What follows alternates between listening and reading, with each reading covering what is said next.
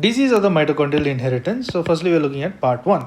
So K stands for the Kearns-Sayre syndrome. So in short, it is known as KSS.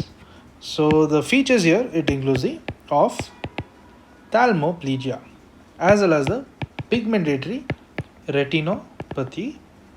Then comes the cardiomyopathy. So next comes the Lee syndrome.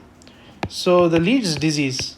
So the Lee's disease, it contains the subacute necrotizing encephalomyelopathy. Next, we look at the L. So this L, it stands for the Leber hereditary optic neuropathy. So this includes, there is acute or the subacute vision loss, and this is nothing but due to the bilateral optic atrophy. Next comes the cerebral ataxia. Then comes the hyperreflexia.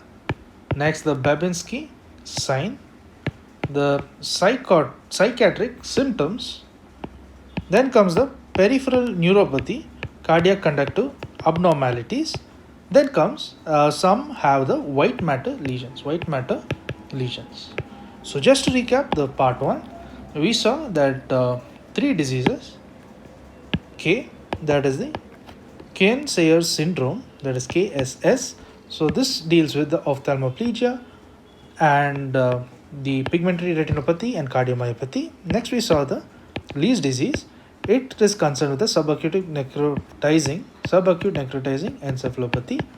And then comes the L. L stands for the Leber hereditary optic neuropathy, and this includes the acute or the subacute vision loss. This is due to the bilateral optic atrophy, and cerebral ataxia, hyperreflexia, Babinski sign, and the psychiatric symptoms, peripheral neuropathy, and the cardiac conduction abnormalities, as well as they have white matter lesions.